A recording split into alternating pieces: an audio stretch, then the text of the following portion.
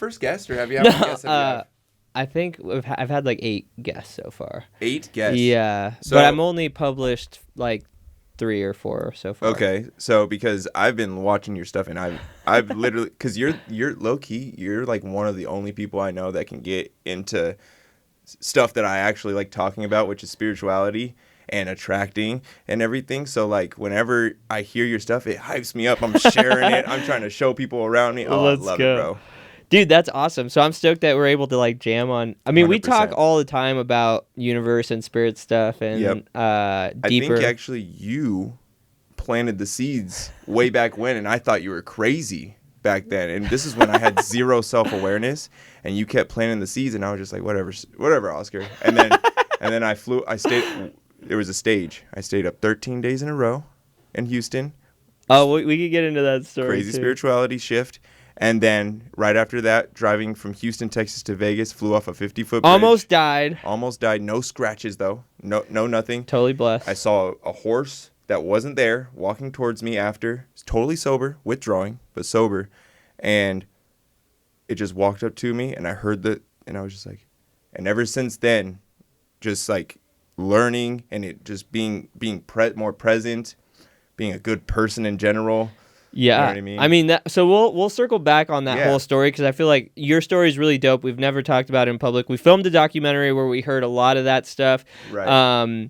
But I think like as far as like public out, like the whole story, people haven't heard the whole thing. And just for me I've known you a long time. I'm super proud of you, dude. I think that you literally have learned a ton, and you've gone through a ton, and like just being sober and overcoming those demons and like still living your life. Like, you're a powerful creator because you have always lived life on your terms, made a living, and like done this like entrepreneur thing too. Right. So like, you know what I mean? As soon as I learned that 100%, I kind of just dove head first. And then literally 2 months into that, you popped up in my life again, because we went to high school together. But again, you popped up in my life, and I was like, oh shit, this is meant to be. Like, it's weird, dude, because I'm going to say this because when I was like 18, 19, I had the wherewithal to get "Love to Survive" tattooed under my chest, right?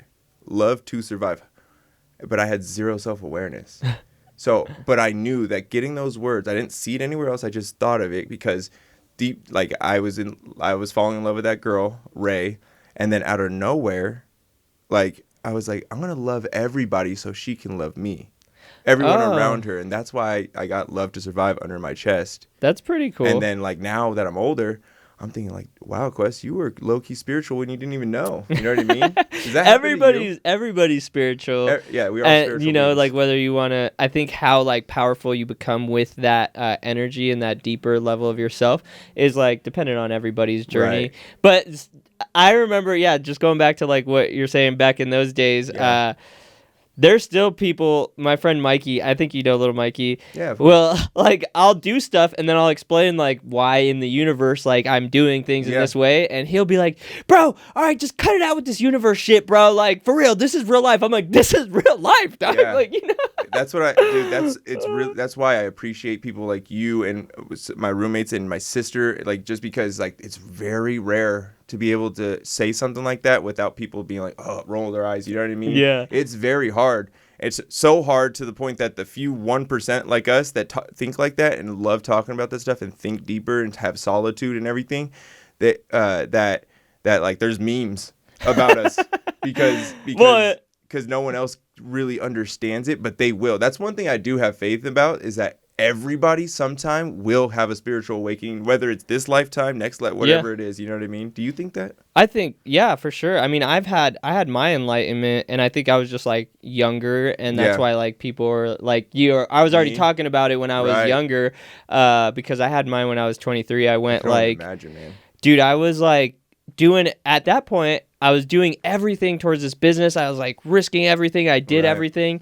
And then like my whole life I built up until then, like I epically, tragically failed like completely. And I was like back in the room I grew up in, like looking at the ceiling, and I had this like profound thought, and I was like, well, dude, if I must have fucked up. Because if I didn't fuck up, I wouldn't be in this situation, like hands down. So I was like, damn, I fucked up. And then I had a clean slate. So I was like, all I want to do is just like be happy. Like, I'm just going to focus on that. So I just had like a regular job. I was like going to Tai Chi classes, meditating, like spending time on my own and getting that inner power. And that's where like a lot of that like base level universe understanding came from. Really? Yeah, and then after that, I like it was just like more like little by little self-development, and Makes then sense. now I feel like it's like my career. Like I self-develop like intentionally at like such a rapid rate. Right. Like just learning new information, expanding my consciousness, growing and expanding. So I know I'm a guest, but I want to ask you one more thing. Do you think that having a kid kind of you learned more about yourself after you had your daughter? Dude, that is a great question, man. Your podcast is gonna be dope. I'm excited about it, man.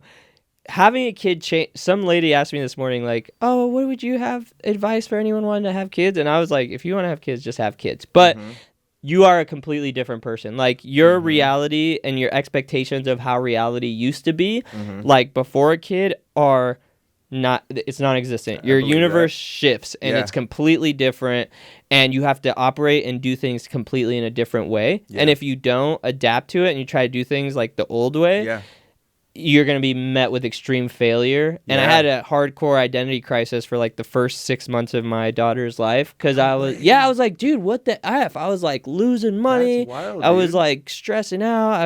Nothing was working. Yeah. That's nothing was working. Cause me and Judy had a system of doing things and she was removed from the system and the system was like collapsing and breaking. And then I was still trying to work the way I used to work, but then, the baby and her and stuff. So I couldn't work the way I used to work, but that was also a blessing because I was in a position where I took like a whole year off. Yeah, but I had to able to reinvent myself. Right. Yeah. And so I have this. Now I love it. I've heard this theory that like when you like I believe that like even every breath we take we move into a different realm. Like you can't every see moment it, you know what I mean? feel like is like because you're a different person every little step you take, literal every step, experience of every second you everything have. you see different. So like that's how deep I think into that is like when you get into like any little thing, I call them little deaths. So like since we've been in this room we've already died like every times. moment. Yeah. Your cells are regenerating and dying like every moment. So there's a little death like that, but then whenever you're talking about a profound one when you had your daughter. And I think that's what happens when you're switching realities. And I know this sounds like a straight up like no, I'm following. You know what I mean? Multiverse type shit. I'm just saying it for the viewers. Like I know this sounds like a Marvel movie or whatever, but I'm dead serious. Like because of my spiritual awakening, when you have a profound shift like that, I feel like the universe literally does something like make you go through struggle in order to get to the next best part of your journey. You know what I mean? And that's 100%. Why you needed to go through that. The only reason why I say that is because when I went through detox, I had to go through something like that. Yeah. Anytime I went through anything was wild. Was that the biggest life experience that that story? I'd say cancer. Okay, yeah, cancer. Having cancer but I was 12, but I was having weird things when I was 12 because I was thinking like, am I Jesus in this lifetime? I was literally thinking that kind of stuff. Even don't kill me for that, but I was literally thinking stuff like that. I'm 12 years old, and I'm like, how did I survive that? Like, you know what I mean? I remember walking through Leavitt Middle School, looking up and just being like, I think I'm something, right? I just had that wherewithal because I was lonely. No one wanted to talk to me. I had hair falling out, PICC line sticking out. So I was just like in my own head the entire time, So that was a pretty profound shift, and my mom brought me to every single I remember type of church. I had people putting their hand I was 12 with that going on, and I didn't know any better, so I just was there. I was kind of just observing what was going on, and I happened to survive. You know what I mean? So then yes, but detoxing, and on the other side of the detoxing, near-death experiences. I've had about 40 of them. 40 near-death experiences? I've overdosed about 40 times, maybe even a little less, maybe more. I don't know exactly, but around that many times. What? And the reason why I can say that is because I've had visions of when I was dying, and then when I would wake back up in this world, that I would forget my name. I didn't know my name. I didn't know where I was for 5 to 10 minutes. What? And then it would snap back in I'd remember everything. So yeah, and there was a couple of times that I was with people when that would happen. And That's crazy. And they said that you weren't breathing. So like that's how I kind of calculate it like that. So the way I think of death is I don't think we ever die. I think as soon as we die on this earth, we just either move in. I don't know exactly. Obviously, it's a mystery. But from my experience, I think it's like moving on to either another earth, another like near this same exact experience of earth, and then kind of just living and learning the same experience until you learn that lesson. Or when you do that death, you just wake back up in another universe. Like it keeps going on. I've heard that in my own head, who knows, I might be crazy, but I've heard that you just don't die. Life is infinite straight up. Like you just don't die. I think it is. I think you're right. I mean, I think what you're saying makes a lot of sense. Like the Jewish people like really study reincarnation, and I think that's what it is. It's either just like there's a book called Jonathan Livingston Seagull. It's a great book, bro. You guys should check it out if you haven't. But it's kind of like talks about that, like either you did learn all your lessons in this universe already because you have had prior incarnations. Bro, speaking of that, I believe that I'm my grandfather on my dad's side. I'm him. I'm just a reincarnation of that Same that consciousness, because my grandfather died when my mom was like 6 months pregnant. And then I talked to my mom about this, and she's like, yeah, I had a like concern. I didn't want to be around him because I thought like I didn't want his soul to absorb or something. And then also my dad, like my whole life, I feel like I've been taking care of him. Like, you know what I mean? Even now he's like a little kid. Like I buy him toys and I send him stuff, and like I care about him a lot, and I don't judge him for anything. And so that whole thing, and then like his major like life lessons that he learned, I feel like, because he like cheated on my grandma a bunch, and she was a mean lady, and like whatever. So like in this life, I feel like I'm really like conscious of like being super loyal to my wife, building a happy family, like doing this aspect of it, because like I could who knows, I could have been someone else, but like choices, if you progress through like this human existence and you get to your final like rebirth or whatever, who knows, it might be like 3,000 rebirths, like you know, since like ancient history, like, and you learn everything you need to learn as a human. Then I think the next is like what maybe people would consider angels or elevated consciousness, just like it's just another dimension of higher consciousness. There's another book I read, it's like I Am the Word. That shit talks about very similar things, and these are it's consciousness and beings that are just like of higher consciousness. Because there's like, bro, there's a bunch of books like Asking It Is Given, super popular book, I've heard about that one. Amazing book, and like that's what started opening up my idea of like, wow, maybe there are angels or higher spiritual beings around us, because it's written as if it's a channeling, like they just like meditate and they let like a higher being take control of them, and then the words came out. Makes sense. So that's legit. That's a book. I forgot. It's legit. It's is it Raw? Raw's another one. I read Raw. But that led me, Asking It Is Given led me to Raw, and that book was fucking sick too. But then the book Asking It Is Given is one of my favorite books. And if you take any of the information in there and it's applicable and it's like valuable to you, you're like, holy shit. Well, then did they stream this from a higher, like, I don't know, but it's good shit. Like, you know, and they're like saying that that's how they encountered. And I was like, wow, that's crazy. So then I read Raw, and then I Am the Word. And those are all like books that were, streamed from like a higher consciousness or whatever. That, and that's the stuff that I love listening to. There's this guy Bashar. Have you seen him? No.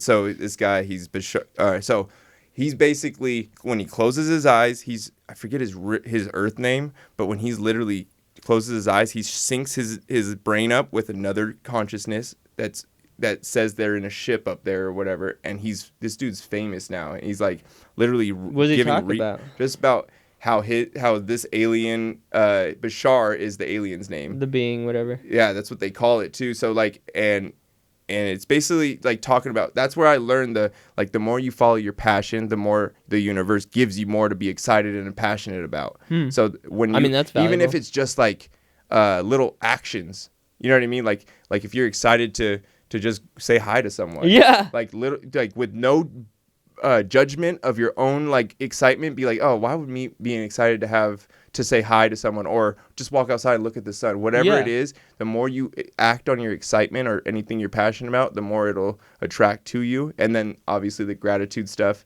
and then that's basically all he talks about. That's valuable. That's and then really dope. The one thing that he said, which was hard for me to wrap my head around, was that we're all like, it wasn't hard on the sense of him being like we're all our own like planet basically, but like each human is our own planet, like their own universe. Universe. But so like what we're paying attention to, because people were asking him like questions, so he was basically saying what you think about will stay on your version of Earth. We are all on our own versions of Earth, and then we always shift versions of Earth, but we'll be with same people, but it'll be different consciousness. They just remember you because it's just like infinite like that. It's hard to explain, but I think I'm following you. I really I think that's really dope, and it's true. And that goes back to what we were talking about in the car, is like that's when you're like a infinite and you understand that you are your own universe, because there's trillions and trillions of cells inside your body making you up. And that matter is just really fucking vibrational space. It's not even actual together. It's just space vibrating together. And so we're trillions of cells and that energy vibrating together. And you realize how powerful you are just to be alive. Every human is blessed with these powers. But then you start to apply. This is what's amazing about humans, is we are able to observe our surroundings, and the universe or the earth has like laws that we could apply and get results with, like gravity. Like if you see freaking something fall, you're like, I observed that's gravity. If I throw something, it's gonna fall. Like, and then you're able to predictably create that result. And that's with everything. Attraction, like like what you're saying, you get super excited, passionate about what you love or what you're excited about, and then you just do that, and then you attract more of that. Like what we talked about, like monetizing your community. Like I'm super passionate about that right now. And boom. That's why I think about, as soon as you say something like that, it's like planting a seed. Even if I don't act on it right away, it's there because you said it or I heard it somewhere. Creates and then out of nowhere, reality. It creates a path that I can choose. Or if there's something that I am not excited about, maybe it'll be like a little different path. But it just keeps breaking apart until you are your passion. Basically, you are literally your passion. There's no difference between you and your passion, highest self. It's all the same. Yeah, that's wild, dude. And then I thought about the being here in the moment instead of always thinking that you're chasing it. It's here now, and that's where I get in a lot of like clashes with friends, is when I start just saying I'm already living my actual dream right now. Because true. I am. I'm happy. Everything's getting paid for. I'm just happy. Yeah, this is a dream. I'm doing exactly what I love doing. This, sitting here talking to people like you. Let's go. And low key, we attracted this way before we even knew what we were doing. And people do that all day long. Even people that aren't aware, they're always manifesting. They might not be manifesting the things they want because they're concentrating on negative things sometimes. Right. But they're manifesting that thought. They're creating dude. That's how you could judge what you're thinking, is just look at your world around you. It's like, what do you... It's a mirror. That's what it is. That's what I was trying to say. Your reality is clay. It's like a clay mirror of your thoughts. So when you smile, the world's smiling back at you. Your universe is literally smiling back at you. When you're in a happy mood, everything's going to be happy to you. When you're pissed off, everything's going to be pissed off at you. You know what I mean? That's so 100% facts and truth. It's just like cool to talk about it, and maybe some people aren't aware of that yet, or like your power, because it's you as a human, you have the power to create anything like that is around you pretty much instantly too. Yeah, dude, so quick, like all the time. I will do things and I'll see instant results. So here, I want to just pull one of these for you. Let's do it. So number 1 through 30, pick a number. 27. 3, 4, 5, 6, 7, 8, 9, 10, 11, 12, 13, 14, 15, 16, 17, 18, 19, 20. Sorry, I didn't mean to pick such a far number. 21, 22, 23, 24, 25, 26, 27. So, this is what I do on stream, because these are not tarot cards. These are like super attractor positive affirmation cards, and I just read these all the time because it just literally makes me smile. Yeah. And it makes me think deeper, which I am loving. So this says, this is for you, bro. So this says, appreciation dissolves all blocks. So gratitude, appreciation dissolves all blocks in your life to the presence of your super attractor power. Let's go. That's deep, bro. So literally, so you already knew this too. You already knew this, but like appreciation, like the more you really sit in your how grateful you are about your life, it dissolves. It literally dissolves any blockages I love to that. your super attractor power. Like you literally, I didn't mean to do it like that, but literally, like it's true. anything you want to come into your life. All you got to do is sit Just in gratitude. appreciate, dude. Oh man, that's so powerful. I mean, bro. I love that. That's yeah, dude. That's what it's amazing to be a human is. Like, there's a counter. You need those reminders, and those are super valuable great, because bro. just thinking about that, yeah, it's like I do have a great life. I love my life Yeah. so hard, bro. But then on the flip side, I look at myself like from the ambitious side, like, Yeah. dude, you're just chilling, like you're not doing anything, I like think you need a good balance of both. Yeah, right? you need a balance of both. And too much ambition is a sickness. I forget, You'll get sad. yeah, you'll get sad and if you don't have a appreciate what you have. balance between everything in your life, unless you don't have any other like responsibilities that you've manifested in your past life, but like say like because there's people that are consistent with one thing that you're obsessed with. For example, like when I was doing those videos, those cool slow motion videos for clothing brands, I was actually obsessed with editing. It was like my thing. It was like anything other than that, I was just wanted that and that only at that time. You know what I mean? Yeah. So like that, when I was fully into that, I feel like if I would have just kept doing that and even though I did keep doing that, that's where all my success pretty much like the main success came from, right? Because like I just was so consistent, 4 videos a day. It would be like 10 videos a week type stuff, and it was just kind of me just producing it constantly without even thinking about anything else, just because I was obsessed with it. You know what I mean? Yeah. And that's where my my success, at least monetarily, came from, and like from social media and everything. And then I think what ended up happening was it literally, it's not even a thought or a think. This is what happened. I started getting insecure about those style of videos, right? Really? I started getting insecure about those style of videos. And I was like, I need to do something else, like to capture people's attention, or like I need to do something else to like, what's it called? Like do what's it called? Like comedy or something. Like I need to start talking in my videos or something, which was a right thought.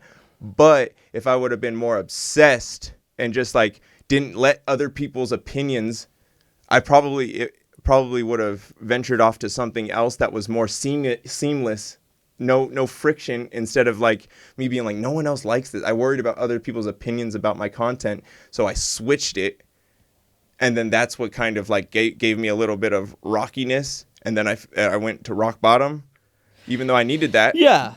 Maybe that's the whole manifestation thing anyways too, because it kind of I needed that to push me to another level, you know what I mean? I love this. So let's, like, for the viewers, I'm getting everything with context, but let's just like pivot the story. So like, I think that everything happens for a reason, and I'm hearing you. I think that had to happen, and your story and your journey had to play out that way so that it could get you to this point, and you would never got to this point without going through that. But that process, like from back to those days when you were obsessed with making those videos till like today, is a crazy story. Wild. That maybe you could share. Like, so, and that's why I like the Pathfinder podcast. It's kind of like share your path on how you got to where you're at today. So like if we picked it up from the I got Pathfinders on here. Tatted. So okay. So how was your journey from like blowing up on social media, making really dope content, to what you're doing today and how you're so passionate about spirituality? Love that. I love that. Okay, so I'm going to start off by saying my 20s, entire 20s, up until 29, literally. So I had zero, I wouldn't say zero, but pretty much zero self-awareness. Like I was just kind of, do you know what the monkey brain is? Yeah. Like I had a monkey brain. Like I just went towards anything that made me not passionate about. A lot of times I did, because obviously you're passionate about it, you do it a lot of times. But it was more like monkey brain, like going towards addictions or like any type. If I wanted junk food, I eat it right away, Like or just didn't care about anything else other than just going towards what that monkey brain wanted, not thinking consciously about anything. That was my entire 20s. So what happened was I did find a passion with social media and everything, but I was a lifeguard. I was a lifeguard doing lifeguard things, and I was dating a girl. Yeah. And she basically just wasn't the right one. She was just young. I was young. And I just kind of thought I can do more. And I saw other people on social media when I first made it in 2012. And I was like, I can do this. Look, I have tattoos, and with my ego still very big, I was like, I'm better than these people. So I had super crazy, what's that word? Like, what's that word? Visions, but more. Delusion? I was. Ambition? Why am I blocking? Super No, crazy. like crazy, like illusion. Like I was like, what's that called? When you're What were like you have positive intentions? No, it's like you're. Damn, what is that word? I'm having a. It's like when no one else believes you except for you, and they think you're like you're trying to prove it to them? No. They think you're like loony. They think you're crazy. But what's the word that like you're the only one that has faith in yourself, but they think you're crazy and loony. So like you're like you look crazy to them. Like yeah. What's that word though? There's a word that everyone has. You know what I'm trying to say. Delusion. I said delusion. No, I don't think you did, because I would have popped out of my head. So Delusional. Delusion. So like it's I had this crazy delusion in myself that I knew that was gonna happen. Right? I knew it was gonna happen. Yeah. I absolutely knew it, but no one else was like. They were like, "What are you?" Like they didn't. A lot of people would maybe say it to me, like, "What are you talking about?" But most people were like, "Okay," roll their eyes, and I'm like, "I don't care. I'm doing this. I am doing this. I have this crazy delusion, and I knew it was kind of a delusion, but I knew it was going to happen because I could see it, envision it so perfectly clear to the point I was like, don't care what anyone else says. That's all you need, too. I didn't care about but this is the bad part. I didn't care about my health. I didn't care about anything except for getting to that part. But I didn't know this whole thing that I know now, that if you just experience it right now, it'll come faster. Even faster, yeah. So, but what I was doing was like, I got to get there. So that was the difference. But anyways, and that's how you it still became did help, right? Famous on social media, right? So the optical illusion. No, the obstacle. No. Objective. No. What's that freaking word? No, hold on. There's negative and positive. What the heck? So positive, now what's the word? Reinforcement? No, positive. The word that we were thinking of, delusion. Positive. I had so much positivity and delusion in myself that I just had a tunnel vision straight to the goal. To that. But I just didn't believe it was here. So it did take me like 9 to 10 years to get there to that vision. And once it finally did happen, I was like, well, now what? You know what I mean? Because I did get everything, but I wasn't what I thought it would be. You know what I mean? And everyone says that. I know they do, but it's true. It's like scary true. Yeah. You know what I mean? Until So basically, I was a lifeguard. Then I got my first face tattoo. The blowing up. Yeah, I was at 50K followers on Instagram. I kind of had an ego, just doing steroids and stuff like that. So I really had this blowed up ego. And then I had a girlfriend at the time that literally we had the same apartment, living in a small studio apartment down in literally downtown Vegas. So I got her at a job at the same place as me. Didn't work out. That's a short story. Didn't work out. So she left that apartment, moved back to her place, and I was by myself. And that's when I moved to the bartender, and the bartender didn't care about tattoos and stuff. So I was like, okay, this is a place where I can still make money. And I had no idea you can make money on your own until like I was doing this social media thing thinking it was just for cool points and clout. I didn't know you can make money. So like back in 2012, 13, 14. So once I was bartending, I was like, I was starting to meeting people that coming in for tattoo conventions and stuff. And I was like, I only see you on TV. What the heck is so? Not in the moment, but now I'm looking back at that like that was the universe like showing you like, look, you're starting to attract it. These are little signs like showing you like, look, you're doing it. Right. You know what I mean? And subconsciously it was affirming everything for me. You know what I mean?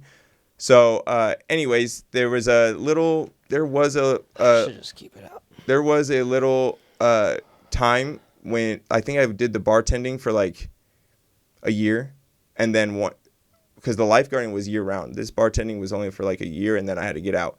So I was scared because I was like, how am I going to make money? That's when I met Eric, right? And he taught me, even though it wasn't in the best way. I started drinking every day. It was weird. But the first day I left that bartending job, he took me to the Las Vegas sign with a card that you put in the camera that had Wi-Fi in it. And I just took pictures of people, and they would give me tips. And we made like $500 that night. And I was like, the code. It went like this. It was like, I was like, what? And the funny thing about it is Tahiti Village was right across like literally right there next to it. So that was wild to me because I was looking at the place I was working at in the past for 7 years straight and making $500, like half of my paychecks right there, just kind of chilling. Couple hours. Right. So I was like, whoa, that's wild. So that's how me and Eric's journey basically started, was doing that. And I looked up to him as a father figure and everything. So I basically was just shadowing him, and I was like, take the wheel, Eric. You know what I mean? I was like, take the wheel. So there was a lot of things he taught me, a lot. Yeah. And then I kind of put my own style onto what he taught me, right? So I would basically and that's actually where me and you came back together, was with Eric. So then like that's where the Pathfinders kind of started. That was the hub for it. That's where it started. And I think that, bro, if you think back on that, it was low-key like a magical time. Yeah. Even though there was a lot of struggle, but I think that's what makes the magical time, bro. Yeah. It forced us, that struggle forces you to work so hard. And we were all in the same kind of boat. Like I had just got fired from my job, and I was like, oh dude, we're all in on this. Yeah. And it was magical. Like when I think about like how bad I want anything, it was like I think about those days, like how I was grinding in those days, like you know what I mean? And now that's the thing, and we talked about in the car, it's like our life is so chilling that it's hard to tap back into that place because you don't have that like passion. Flow state. That's what it's called. The flow state. That's what I felt. I felt like I was flowing through it, but being so productive, like more productive than I've ever felt. You know what I mean? Because it was just fun. It was productive. It was everything, all positive things, just like almost like a drug. Yeah. And it literally, I was like, let's get up. I would get up like that was my energy. Yeah. That was my coffee. That was everything for me, was knowing that I was going to get a video or good content we're going to do. Yeah, that's how I used to be too. Yeah, we're going to make some freaking content. Let's go. I'm getting that back slowly but surely. But it's a different type of content. So it's the content I was making back then was just like surface level, like, you know what I mean? Ego boosting, so that's why I like where we are right now, because we've been through some shit now. Yeah, that we can talk some deep content. We've been doing this social media shit for a long time. and now that we have been through some shit that we can teach people some wisdom from, that's where we gain like true diehard fans that believe in the things we're talking about, that we can actually talk to people instead of at them, and you know what I mean, or just dancing around, looking to have them just watch us like that. Yeah. But we're actually connecting to them, to their core, to their spiritual self. You know what I mean? Yeah. And that's what I'm obsessed with right now. Dude, we gotta monetize your community. I think you could freaking just literally impact so many more people. Yeah. Because like people also, like, your words are already heavy, but like when they pay a little bit, your words are heavier, and it creates I them get to that too. I take 100% action and understand stuff. that. So, but anyway, so boom, you blew up on social media. Pathfinder forms. Everything's like amplifying. You get a cool ass car. You freaking start like, get your own apartment. You start having like worldly success off the social media. So you're like, Right. leave your job. You start blowing up. You're gaining worldly money success through social media. And basically just by doing the things that I loved, which was working out, getting tattoos, and hanging out with girls. That's why I was like, this is my life, bro. I could not believe that getting clothing brands to send me clothes, and back then it would send me $75 to like, and I was like, what? Yeah. I got free clothes, free box of clothes, $75 to make a cool video of myself to show people. I was like, yes, let's You're do cracking it. the code all the way around. So I thought that was the deepest anything could ever go, because I was like, what? That's it. That's all I want. That's all I ever want. Right. How could I want anything else? So that's when I started, like, just got into that. Once I would look at the tunnel before that, but as soon as I got my first clothing brand, I was in the tunnel. I was in it and didn't see really. I saw a light very thin at the end, and I didn't care. I was like, I don't care how long I'm in this struggle or process, because I love it. Yeah. Right. So I think that's the big, the big secret of success is loving the actual process. And that's why following your passion and what you're excited about is very important. Yeah. Because if you don't, you'll resent your time. You resent things if you're doing things like that you don't want to do. Yeah, bro. You know what I mean? It's because it's fucking hard as shit. Yes. Building anything or doing anything is hard as shit. I think right now too we're glorifying like, oh yeah, we're fucking but it doesn't change the fact that we were eating McDonald's and like, you know what I mean, like struggling. But so this is the difference. So I'm gonna give a quick little thing. So I'm glad you said that, because say I started this and I blew up with one video that was like makeup. Yeah. But I don't like makeup, but I blew up off that video from doing makeup. And now you're doing makeup. But now I'm like, I gotta keep doing that makeup videos, because that's what got me the success, right? Yeah. And it kept giving me success, but I didn't like it. Yeah. You know what I mean? But luckily that wasn't the case. But that's a lot of people's reality right now. Like, for instance, a lot of people will get caught. Okay, this is perfect. I got caught into doing adult content that I didn't want to do. Oh yeah. I didn't want to do that. I don't even know why I said makeup. This is my real life. Real story, bro. I got caught into adult content. I was like, this is what gets the likes, putting girls' booties on. I was like, yep, that's it. It's easy. I thought I liked it, but in reality, that's literally what brought in the depression. Anyways, it's a whole other story. No, but this is true. in unlocking. Yeah, this was part of the real journey. Literally, and I had to learn that. It took me a long time, because it is disguised as like heaven, but it's really hell. You know what I mean? You understand? So seeing all these girls, my whole 20s, I must have dated around and stuff, but with like maybe I don't even want to say it, but like 7 or 8 girls, 21 to 29. So like, I literally would date them. They would date me, wanting me to post and tag them. Right. I would date them because I need to post their booty on my page to get the thumbnail. Yeah. And it just kind of worked, but it didn't mentally for me. It worked for everybody else because that's what everybody wanted to see. Right. But me doing it and making an OnlyFans and stuff, there was always some voice in the back of my head saying, Quest, you don't want to do this. You know what I mean? But I just kept doing it because the girls that I was with wanted to do it. Yeah. And it was making some money. They were making really good money. And I was just like, might as well. You know what I mean? Yeah. And that's where my first, what's it called? The first roadblock. Like compromise, the first creative block came from, was because I was chasing something unaware of it that I didn't want to do. Yeah. So as soon as I switched from doing the cool fashion stuff that I loved, obsessed with, as soon as I kind of switched to adult content, that's when my creative, I always wondered this too. And it's funny that I just think about this because I literally was wondering what did that. And it was switching to adult content. Also though, in this period of time, so that I've known you the whole time. So just from my outside perspective, from Pathfinder beginning days, blowing up on social media content to you doing adult content, that was from 2016 to 2018, 19. Then you start doing adult content. So that's like almost like a 5-year journey. Yeah, I'd say 2017 when I went out to Cali, moved to Cali Yeah, for Soul yeah, and Clothing, and I was doing their social, like I was running their social media internship, basically paid internship. And then I met that girls out there because I was lonely. I had no friends, and I didn't know how to be alone at that time. Now I absolutely love my alone time. Back then, if I was alone, I'm like, I need to hang out with someone. So I was so alone and depressed out there. I was like hitting up every girl. Didn't care. I was like going to bars by myself. It was weird, dude. So that's what ended up happening is that when I went to, and then I met Sky. You can bleep her name if you want, but I met her, and she happened to live across the street. The first time I went to her house, my car got towed. Every time, this is some pattern I've known in my life. If a car gets towed in my life, that is the universe saying, you're not supposed to be there. Right, and it's happened a lot. So and when I got my car back, all 4 tires were popped.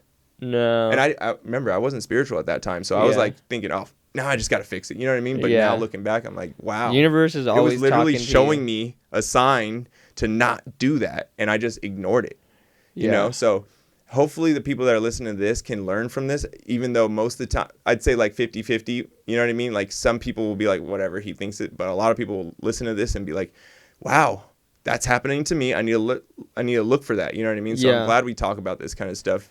But that's when I started doing the adult content was and you start getting depressed. So also I think it's important like to mention that like the drug use, like I feel like we're in Vegas and like at that age we're all like doing drugs and having fun, and it's just like drinking and partying. It's nothing major. And that's like everybody else. Like that's how everyone else gets into drugs. They're just drinking and partying, it's chilling, it's making the time a little bit more fun, whatever. You're making content, you're looking cooler.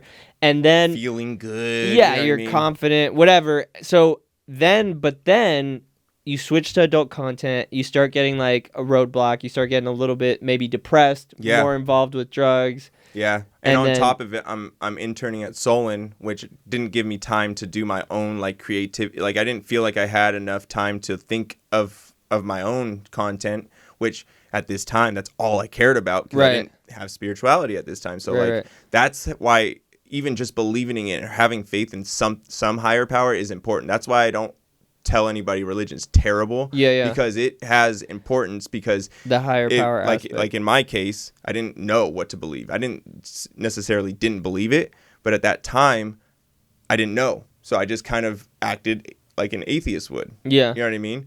And that's why my depression literally because I didn't have any faith in anything. I didn't think life, I thought life was just like nothing. I was like, we're here and just go. You know what I mean? That's what it was.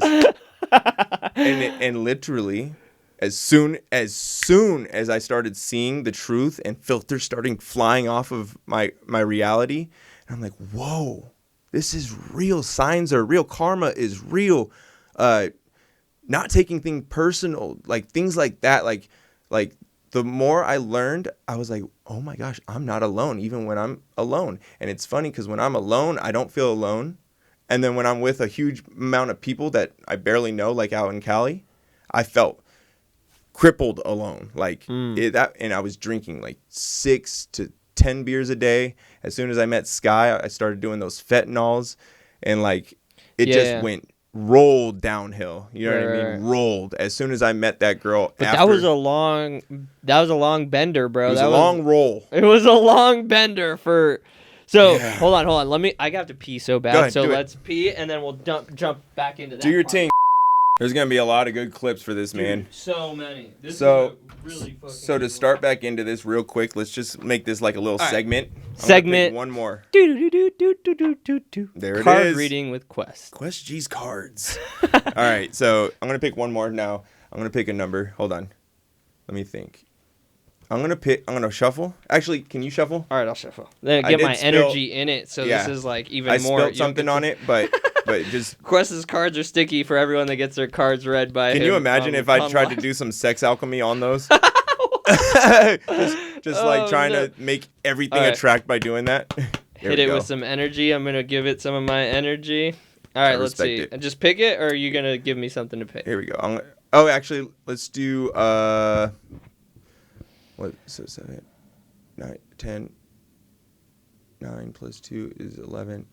11 plus 10 is 21. 3, 7, 10. So go to the 10. No, yeah. 1, 2, 3, 4, 5, 6, 7, 8, 9, 10. Yep.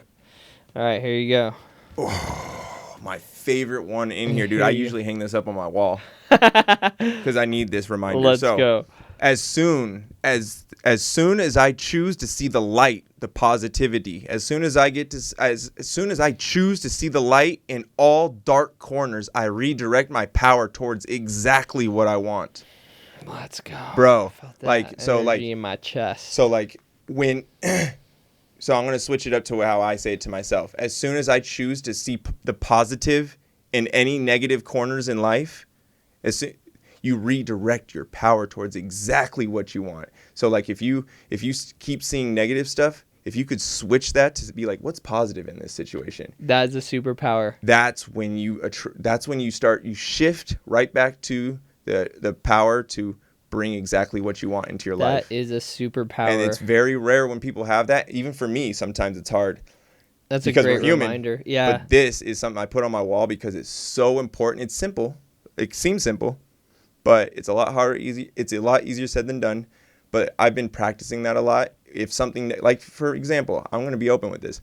I kind of was while I was streaming on TikTok. So the whole thing about moving into a new apartment, there was a lot of negative stuff going on, right? But I kept that positive thought. I kept having my faith, like the universe wanted this to happen for a reason. I moved into a place. Funny, the room I moved into is bigger than the full apartment. And I was like, whoa, wow. And that's a perfect example of if you ignore the negative and literally only see the positive, you got what you want. That's what you want. It's a superpower. You're literally right. It's a superpower. I love that. That's the one that we pulled, bro. Let's freaking go. That was awesome. So you guys could see how like high of a conscious being Quest is now, and like how tapped in and tuned into the universe. So that's why this story is so dope, because like we're about to get into the roll that caused him to come out on the other side better than he's ever been, better than I've ever seen him. And literally, whoa, I'm glad you pulled that, because literally at the trench of that roll, this is what I had to do, was switch my thought from negative to positive. And I was like, whoa. And it kind of felt like my whole reality just literally shifted as soon as I switched from negative thought process to a positive. That's what I had to do. That was the only thing I literally had to do. And it wasn't even a secret. Like, it's something that's taught to people a lot, but it kind of goes in one ear and out the other, even for me. That's facts. But anyways, so go ahead. No, so you met Sky, you're drinking, you're starting to do the fentanyl thing. Yeah. And then you leave Solon. Yeah. And then that's where we're at in the journey. So I leave Solon. Me and Sky I moved to Vegas. Sky comes with me with her child. Love that kid. We moved back to Vegas. We have a beautiful house. Sky was doing prostitute stuff. Just bleep her name. But Sky was doing prostitute stuff, right? And then, so me knowing this and trying to be okay with it, even though I knew I wasn't, plus being zero self-aware of anything, pretty much drove me as soon as we moved into that house, I was like, this is great, right? As soon as I moved into that house, I'm about to cry. So it was a version of hell that I've never seen before, because I constantly just was paranoid, didn't have any higher power to look up to, couldn't tell anyone because I was embarrassed of the drugs I was doing. I didn't have anyone to talk to. Like I just was locked in that house with her, not understanding, and me not being empathetic towards her was a very important part. I should have been empathetic towards her. So it just ended up turning into a huge shitball hitting the fan, and I left the house, and that's when the crazy drugs started, like meth, and like, oh, dude, don't cry. It was wild. It was absolutely wild. You even saw me during that time when I was with that girl. See, and this is a trend that you guys will see, that I couldn't be alone. I needed to be with a girl at all times, right?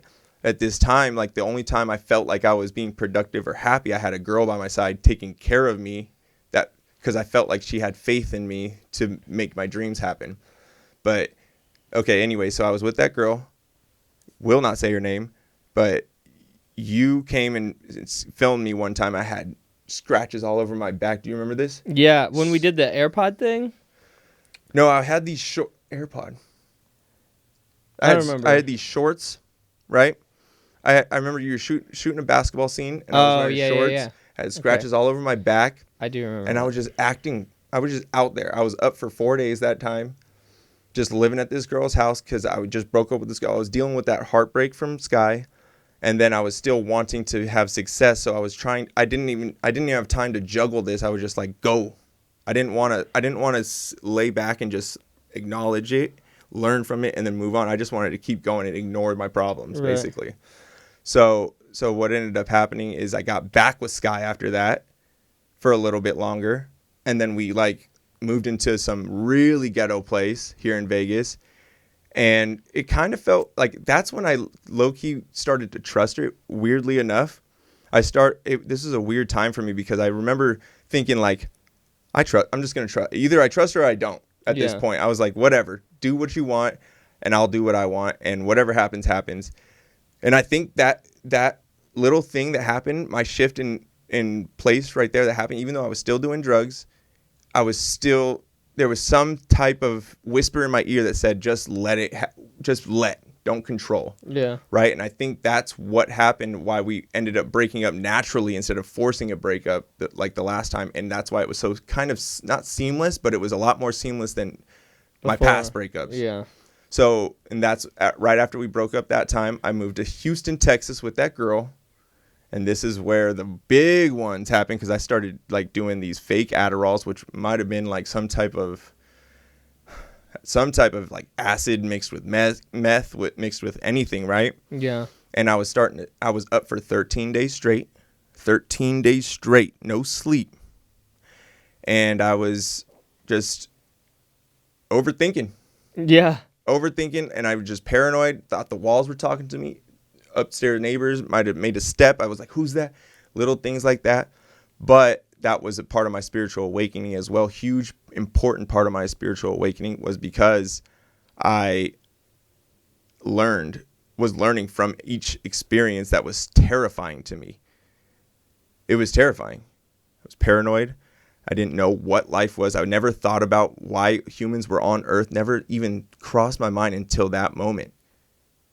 And it was terrifying. Like filters literally flying off in front of me and me just seeing the fabrics of like humans' thoughts, cares, everything, hallucinating everything. So obviously the girl I was with, she was like, what is going on? You got to get out. And I don't, back then, obviously I had a little care about that or like animosity, but I left, started driving. 13 days up. 13 days awake, 0 sleep, got in my car, started driving back to Vegas, which is like a 36-hour drive. Halfway in New Mexico, in New Mexico, I'm driving, hallucinate. I'm literally seeing like shapes of bodies, but I'm sober, right? Like withdrawing. So like withdrawing hard, throw up all in my car. No. Yeah, it was terrible. So like, I'm like in the middle of a detox / need to pay attention, sick, everything. And I'm driving, right? And out of nowhere, something popped in my head like, maybe I can snort this Benadryl. So I put it on a plate, snorted the Benadryl, thought it would make me feel better. This whole side of my body shut down. And then I had a crazy seizure. And then my arm took control, flew off a 50-foot bridge, not just kind of like, it flew off a 50-foot bridge, popped all 4 tires. And I woke up. I'm like, I'm not hurt. No scratch. What? I couldn't really process it. I got out of my car, grabbed my big computer, grabbed my camera. Those are the only 2 things I cared about. Grabbed that, walked back up to the bridge so I didn't get hurt or anything. And then I started hearing sirens from all directions. And I just sat there. And I was like, damn, dude, this is terrible. Started getting a phone call. And I looked at it, my mom calling. I'm like, why is she calling at this time? This is weird. And then out of nowhere, I started hearing like footsteps, not footsteps, but a horse like trot. towards me, and then I heard it breathe right in my face. Heard it. And I'm like, what the fuck? Sober, withdrawing. And I'm like, what is going on? I didn't know what to think because I thought it was a horse or something that has hooves, like a horse or a cow or something, but I couldn't. It was right in front of me. I could feel it right there. I could not see it. It was right there in front of me, though. I could feel the breath on me. And then out of nowhere, 4 cops from each direction came, and it just felt, it kind of felt freeing at the same time, scared, sick still. And the cops were very nice, overly nice, weirdly enough. And they took my car, because it was totaled at that time. They took my car with me to the town before, because I was right in between like Albuquerque and this town. So they took me to that town. I was homeless for 3 days straight, sleeping outside of a gas station for 3 days. I even made a rap while I was there. I had like a blanket over, and I said something like, I got no friends, I got no bed, and stuff like that. So like I was just rapping and trying to like understand what was going on while being still sick. And I finally gained the confidence, or whatever that was, to post that I'm stuck here. And some girl, forget her name, I'm sorry, you are an angel, whoever you are. I forget your name, but she sent me like, she found me a dude that lives in that town, because she lives in there, that is a only taxi driver in that town. And even though it was $260 to get to the next town with a Greyhound, I paid it. I had to, you know what I mean? Because I had no ID. I had nothing. I looked like this. People were looking at me wild. So I was like, I just got to get out, while withdrawing and everything. Anyways, he picks me up like after like the 3rd night sleeping outside of the gas station. I had to sell that big computer in order to get the money to pay him. Took me to Albuquerque, got onto the Greyhound, and another 36 hours to get to Vegas. Dang. That was the story of that whole thing. It was probably, that was the biggest shift of my mental, because along the whole way, I learned to kind of like understand that my thoughts are not me. Yeah. You know what I mean?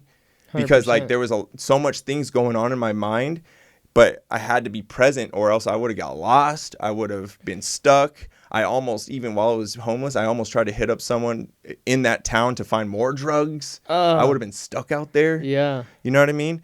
So like, dude, and I think you like, for people, if that story didn't connect with you, there's like 1,000 other like terrible things that Quest endured that led up to that point. So it was the lowest you've been ever. Not only did you almost die, you're withdrawing, you went on this wild journey, your teeth, you didn't talk about the teeth thing with the girl. Oh yeah, that was, yep.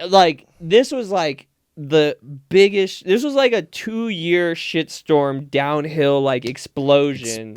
You're right. Explosion. Just like you almost died. Like flying off a 50-foot cliff, like that could have killed somebody. Like someone could have died just from that. And that's why I have that belief now, because it was like, there's no way. I came out of that with no scratch. Yeah, and you survived cancer. 40 overdoses. 40 overdoses. From fentanyl that we all know everyone's dying from, even just taking one. Dude. Right? So like the fact that I've been through all that and still here, that's why I believe in no one dies. Well, and this is just to connect back to like again, this is what I'm passionate about, and that's all my brain's thinking about, is like the paid community.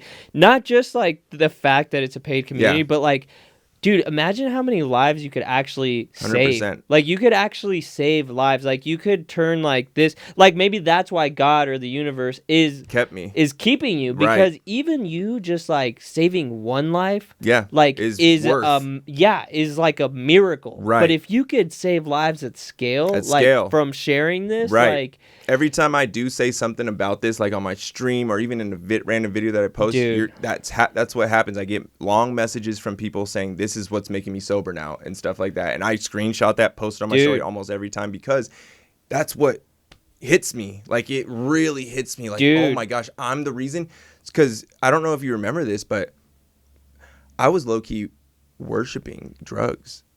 Like, because that's all I needed to feel good, right? Yeah. That's what I was worshiping. Like I didn't think it was worshiping, but because I needed it and that was my only thing that I needed and cared about. Yeah. If I didn't have it, that's what I needed, right?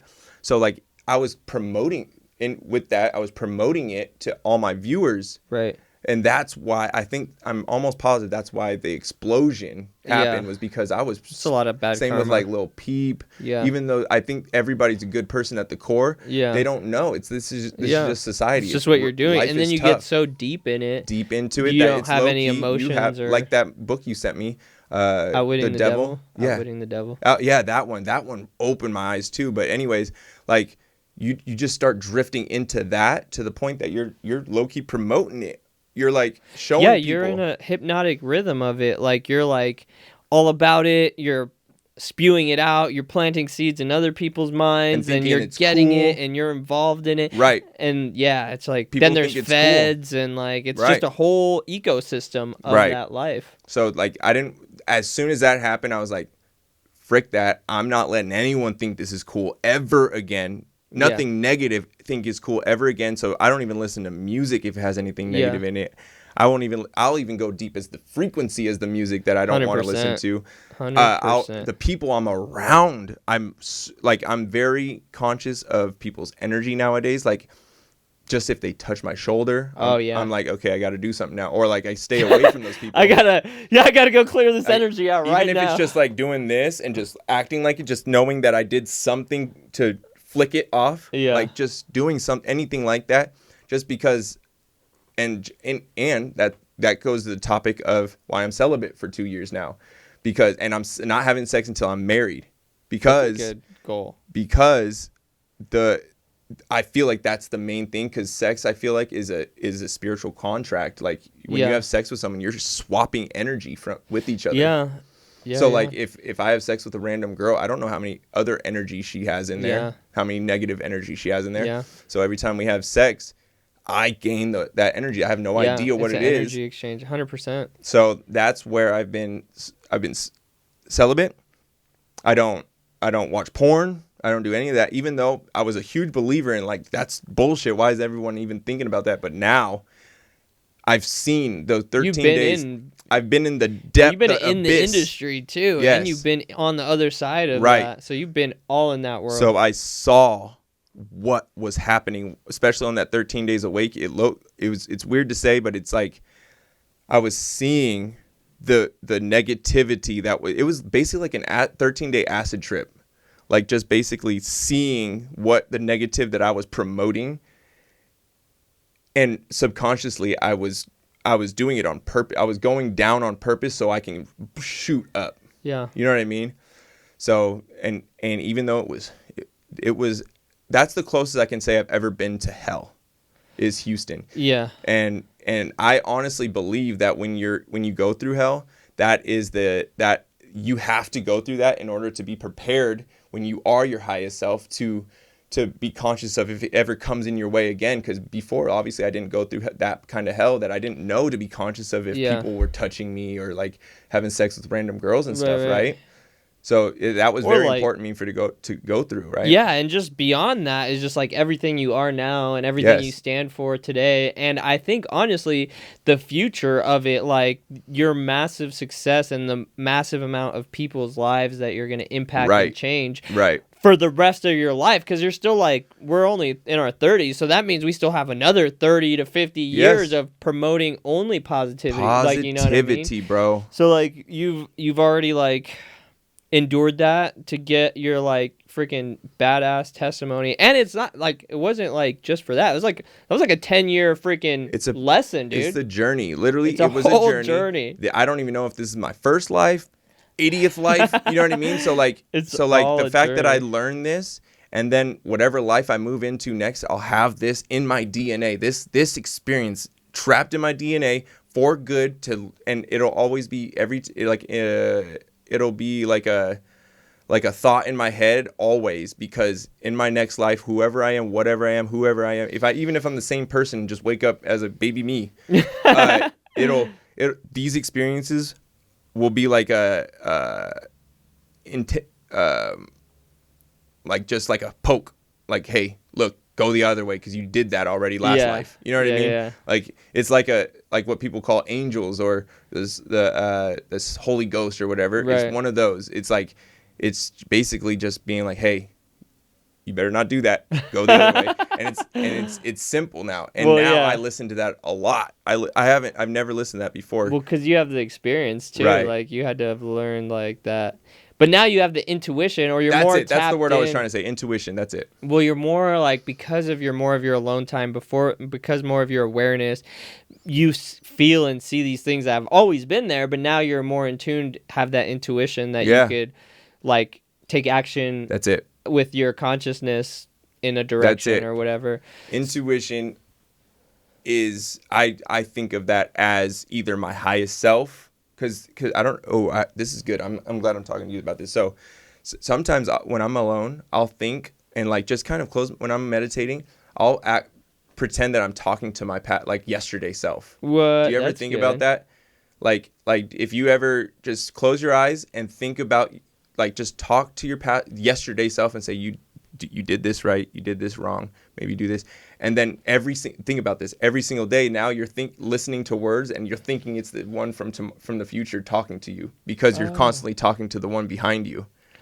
Oh, does that make sense? Yeah. And I learned that from that Bashar guy too, that if you constantly close your eyes and you just talk to your past self and let them know like you did this right and wrong. Now when you're just going through your day and you're hearing things through your day, you're thinking that's your tomorrow self giving you intuition like, hey, don't do this and do that, right? Yeah, dude, it gives me that's pretty dope, bro. It's I such never thought about it's such a comforting feeling when you I trust myself fully now. I used to not, but now that I fully do trust myself fully, when I hear that voice and I know it's me coming from tomorrow, it just went through what I'm going through right now. Yeah, I have full trust in letting that intuition, that wisdom come through me and not overthinking. That's one thing that helped me to stop overthinking. That's a trick that I've learned. You know that's what I mean? Dope. Dude, that's sick. So, all right, so what are you super like excited or passionate about like, doing in the future, like going forward? So, right now, I am very passionate about one, I also started a podcast. We're setting it up, which is amazing. And I'm also passionate about being passionate in general. Just like anything that excites me, do it. If anything, that I trying and learning new things, because who knows if I'm passionate about gardening. I'm in that stage right now, just trying everything and making content and documenting it, posting it, anything. Yeah. For instance, I posted a video of me making a flower arrangement. It was random. People thought it was random, but it did really good. And it was just random. And I had fun doing it. That's what I wanted. I want to learn more about myself by just trying everything that I might think that I would like. You know what I mean? Hell yeah. That's what I'm very excited about. Also, my TikTok is something I'm very passionate about right now, especially trying to move away from very short content, just dances, or maybe switching it up because I do truly believe that making short, like 7-second content is messing with people's brains a lot. Yeah. And screwing with their attention span. So I'm focusing on like when answering people's questions, really making that person seen. You know what I mean? And especially when I'm streaming, I don't just like think of as my viewers as a number of like 400 people watching. I'm trying to read everybody's name, tap on their profile, look at their real name instead of their username, look at their bio. I try that, even though it's hard, but I try as much as possible to make everybody seem like they are seen by me, because it's very important to me, because these people are the reason why I have the life I have. These people are the reason why I can just be myself and pay my bills from being myself. You know what I mean? So they are seen by me every single day, not as a whole. I mean, as a whole, but also as individuals. Dude, so this is what I think you should do for sure is like use TikTok as an acquisition model, set up like your community, and then drive people to the community, and then not only do like lives, like do your TikTok lives, but also do like more in-depth videos inside the community. They could be live too. They could be live and recorded, and then like on a topic like overcoming like negativity, Yeah. switching your mind to positive, and you just like go live for like an Right. hour, 2 I hours, want and then to document start that. like a thing of like just a little playlist of picking one card and going in depth with that card, things like Yeah, that. You know what I mean? Because that's yeah, something I'm dude, very passionate about. that would be sick. The really main thing I'm passionate about right now, I told you this earlier in the car, that is finding the connections between spirituality and science and religion.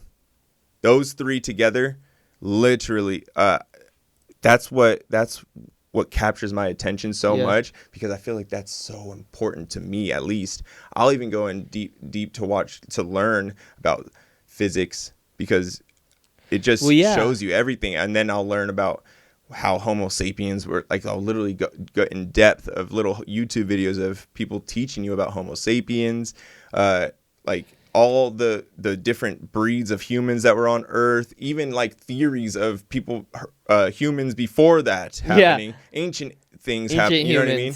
So like, that's what I'm passionate about. That's one thing I can 100% with confidence say that I am struggling with, is trying to figure out how to make good content about that I'm passionate about. Sometimes it's hard for me to put into words and me not judge myself from other people's eyes saying like, this dude's crazy. Yeah. You know what I mean? That doesn't matter. But I do have to get rid of that. And there's a lot of times I do get rid of that. I think like the only reason anyone would say this dude's crazy is because they don't know like They don't understand. X, Y, Z, all Right. the things prior to like come to that conclusion. So if you could develop a skill of like taking someone from like the beginning and articulating like little pieces of all that information up until why you think this is the right thing, that'll like connect with them a lot more. That's why the science is important. Yeah, that's you know why what I mean? I love science and like the universe and everything. And Jonathan Livingston Seagull, you should just listen to the audio. I think I've listened to him a lot. It's fucking dope. Anyway, but anyways, yeah. It like, I feel like bridging the gap between religion, you just have to like meet people where they're at, because like someone will always just be this is Jesus, this is whatever, and it's just based on a story. But if that's how they could connect based on that word to like a higher power, then just just let that be it. But like when people start like preaching to me about like Jesus died for you and like trying to put that on me, that's where I'm like, look, dude, I get it. Yeah. But like, I believe this, and like it's all the same really. Like you just don't need to be all like Jesus to me. Jesus finger me. This is where I think it is. I think the truth is everyone is right. Even atheist is right. That's true. Everyone is right and everyone is wrong. That's how I think of it as. Yeah.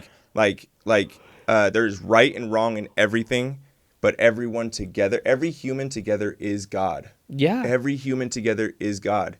Like if you were to go in space and see and look down at all the humans, we are one. Yeah, you'll it's like see a it all cell. connecting. It's just an organism, right?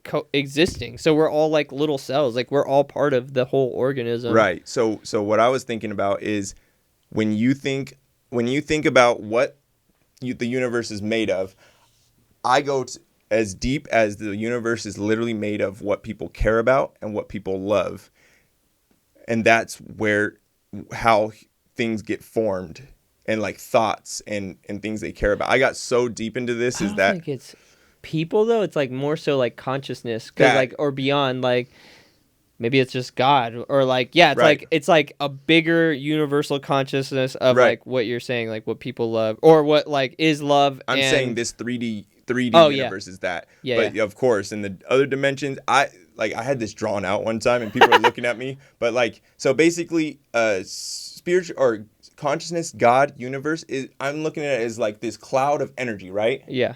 So then if we're all made from this cloud of energy, act like there's like 3 people drawn right here. This cloud of energy is inside all of us, and that's our consciousness, right? Yeah. So we're all made from this. So that's when people say true. we are all one, that's what they're talking about. We are all one because we're all made from God, and we're all from that same source. Yeah. You know what I mean? So yeah, that's true. It made me think of this thing where it's like there's only actually one consciousness, and we're just all tapped into it from Yes. our perspective of Yes. things. And so like the answer to everything, every thought ever thought, like they're not yours, but Yeah. also They're floating. everything is just there. Yeah. And so you could tap into the ether. universal That's consciousness, the ether, and connect with like whatever information you want to connect with. Anytime. As long as you believe. That's another word I like is believe, bro. Because if you believe in this, if you don't believe in it, you'll never get tapped into that. Maybe you sometimes accidentally you'll tap into it, but then you'll throw that thought away because you're like, what did I just think? You know what I mean? But then the people that really believe and really think about that, that's a whole system of all humans thought. It probably, I don't know, sometimes I think of it looking like the cross DNA. Yeah. You know what I mean? And all that information, you can tap into that anytime you want because it's like my whole situation I went through, anyone could literally get that information if they really sat there and believed it's out there in the ether. You know what I mean? Because that's very true. And we talked about so many theories, right? And I think all of them are true. Yeah. Because it is, the universe is infinite. Yeah. Anything and everything is true. Yeah. And at the same time, it's nothing. Dude, you know what's crazy is like the universe is so like this dude Sam I talked to on like the last podcast is the universe is so fucking immense and expanded that it's like limited by like the verbiage and the human experience. Concepts. That we could even conceive as humans because we're limited by like our eyes, ears, mouth, nose, senses. Words. Yeah. So like there's even so much more beyond that. That have no words. That don't even have words or we can't even conceive because we're just humans. That's why scientists say life as we know it, because that's all. It's life as we know it. Because there could be life that's made out of silicone. That we have, you know what I mean? Yeah. And it's true. I watch so many stuff about and read so much stuff about this that I get in so depth that I'll make my own word up for it. You know what I mean? Because there is no word for it, but it's like it, and that's what fascinates me right now. That's dope. Question. That's literally what fascinates me right now. So going from the beginning to now, I'm proud of myself for even being able to get from a place of straight zero awareness, zero on autopilot monkey brain, and just doing what my ego says, ego, 29 hits, ego death. Even though there was still there, it was dwindling away years. I'm 32 now. And now that's what excites me is the truth, the universal truth. Even what humans think is true and knowing it's true, it's just a piece of the truth. And I think what's most important to me is letting everyone know that we are one. You know what I mean? We are all one. And that little thing I told you about with the God, universe, source, consciousness, is we are a piece of that or all of it, just in different perspectives. Just divided trying to experience different perspectives and trying to experience like not being alone. You know what I mean? I think that's mainly what I think you taught me that too. So that's what captures my excitement right now and passion, honestly. Let's freaking go, bro. Well, I think it's been like an hour and a half. I got one more thing. Let's drop it on him, bro. So, wait, maybe I don't. I just had it. Oh, yes, I do. So I was asked, what am I afraid of? That's a good question. This is the last one. So we'll do this again. We're right here. You guys, when you guys watch this, you can ask whatever questions. We'll answer it. Right? Yeah. So I'm gonna answer this and you answer it. We're gonna pretend this is a question from our viewers. Okay. Okay. So what am I afraid of? The thing that I'm afraid of right now, and I thought about this because someone asked me this a while back, is falling back into autopilot, monkey brain, and that's my biggest fear right now. Is if I ever lost my awareness, like I don't think self-awareness. I don't think you can either, but there's sometimes that like when I move back in with Eric, it depends on the people I'm around. Right. Like when I moved back in with Eric that one time, I was acting low-key kind of the same and it was scary. You know what I mean? But luckily when I moved out, I got real spiritual and alone and everything. Yeah. So what do you actively do to prevent that? Solitude. Like make sure that I take a lot of alone time. Alone time is the main thing that helps me Because the reason why I almost lost it when I was living with Eric, because there was no boundaries. He burst into my room whenever, and whenever he did, I didn't say anything. I just hung out with him. You know what I mean? So now I just make sure to lock my door. I am like romantically in love with my alone time right now because it's brand new for me. It's still brand new, and that's where I feel like I learned the most about myself and the situations, and I could feel the most great gratitude when I'm alone and everything. You know what I mean? So what do you do in that alone time? Do you just sometimes I just live. Sometimes I talk to myself. Sometimes I'll look in the mirror and start like trying to attract things. Sometimes I'll write in my journal. Sometimes I'll be creative, do art, anything. But a lot of times it's mostly like just trying to stay in the moment, phone in another room or off, and then just try to stay in the moment, because that's one of my biggest weaknesses is trying to stay in the moment. Yeah. And I think that's where it's my other weaknesses, which is organization, is coming from, is because when I'm not in the moment, I'm scatterbrained. You know what I mean? So I have gotten a lot better about it, and now I'm a lot more organized. Wouldn't you think? Let's go. What are you, Oscar Cardona, what are you afraid of? Oh, dude, like I think you have to be a level of like super vulnerable to like really answer that question truthfully. Yeah. But I think like my biggest fear is not being successful, not being a good enough provider for my family, and then losing all of my, which even if it happened, like it would actually be like a super blessing, right? Because you just look for you look for the blessing or the positive in it, and then you'd be able to construct something like but right now, and that was like a huge crippling fear I went through last year, was basically just fear of losing it, because last year I had the most money I ever had, and I lost the most money I ever lost as well. But it's because I had that fear, and I was so hyper focused on the fear, and it happened. I like totally manifested it. So right now, in like the current state of affairs that I'm in, is like I'm super nimble, and like I don't have like a fear of like losing anything, because there's not much to lose. And if you lose it, you can get it back. Dude, my like baseline like standard of living is so like easy to me to manifest, like for that like, and it's still a great life. And that's what I was kind of talking to you about in the car, is like my life is so dope and so chill and so easy and laid back, and like it's just like cool as fuck that like it's hard to dig deep and like get passionate or excited about something else to like build something, because it's fucking hard. And if you're not passionate or super stoked on it, you won't want to do it. You won't do it, because it's like not just like anybody clocking into work. They don't want to do it, so they get depressed going into work. Right. It's the same thing. And if we choose to do something and get halfway making money on it, and it's not your passion. Yeah, it's just hard. It's going to be the same as clocking in every day. Yeah, it is. And so I just had this meeting with like all my guys, was like that, dang, I don't even know where I was going with it. Something about like my graphic designer, he called me out. He's like, dude, you've been fucking lazy. And I was like, dude, low key, my life is so chill.